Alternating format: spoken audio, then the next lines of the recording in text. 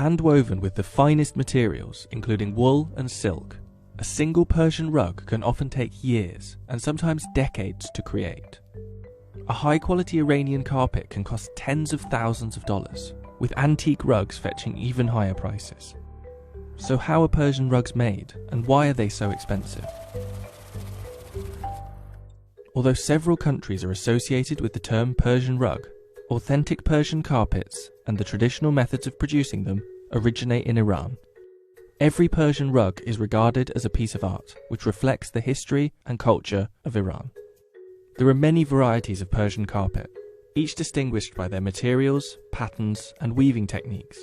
From the floral designs of Isfahan in central Iran to the intricate fine details of Qum carpets and the strong, compact Bijar rugs from the western Kurdish village.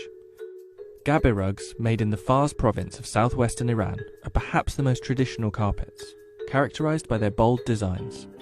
یکی از زیبایی‌های گبه اینه که شما همون چیزی که تو ذهن بافنده هست رو می‌بینید. یعنی میشینه یه وقتایی اینجوری بوده که مثلا می‌نشسته توی حیاط خونه‌اش، جنگل و کوه و دشت و مزارع و حتی گوسفندها و چیزهای مختلفی که می‌دیده رو نقاشی می‌کرد. اصلا گبه از اینجا به وجود اومده. Traditionally, Persian rugs are made from sheep's wool, which is boiled, spun, and dyed by hand. These bright and elaborate yarns are dyed with natural colorings from plants and insects.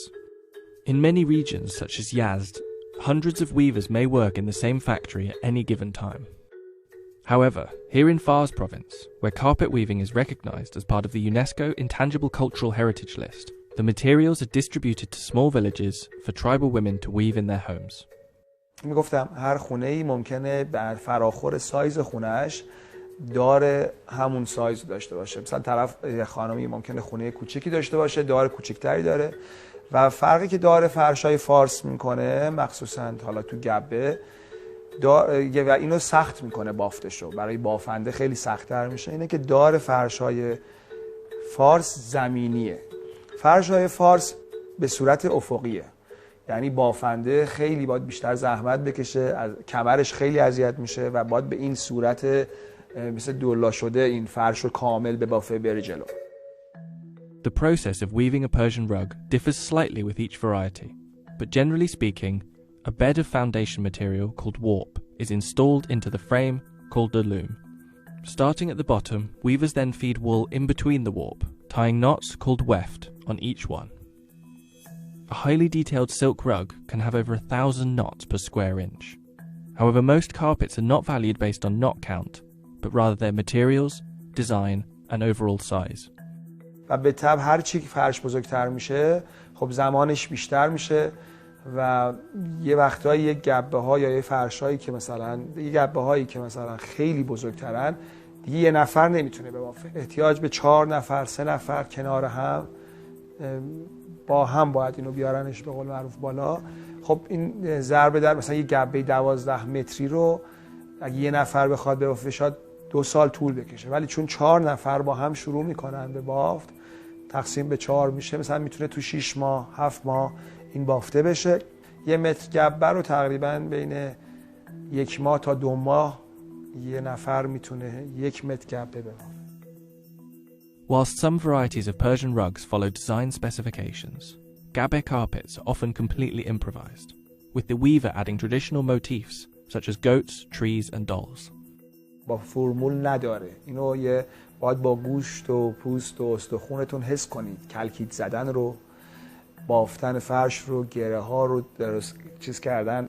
جالب این که کسی که مثلا یه فرش قشقایی خوب میبافه این نمیتونه بره یه فرش تبریز خوب ببافه، یا اون کسی که یه فرش تبریز عالی میبافه نمیتونه بره یه فرش شاید اصفهان خوب ببافه. و جذابیت و بامزه است اینو بدونیم که جالبه که هر منطقه‌ای یه فرش رو میتونه خوب ببافه. The origin of these rugs dates back at least 2,500 years ago, during the reign of the Persian Empire, which spanned across neighbouring countries, including what is now known as Turkey. The legacy and tradition of carpet making still remains there. In fact, in 2018, Turkey exported $1.9 billion of hand-woven carpets worldwide. far higher than Iran's total of $35 million.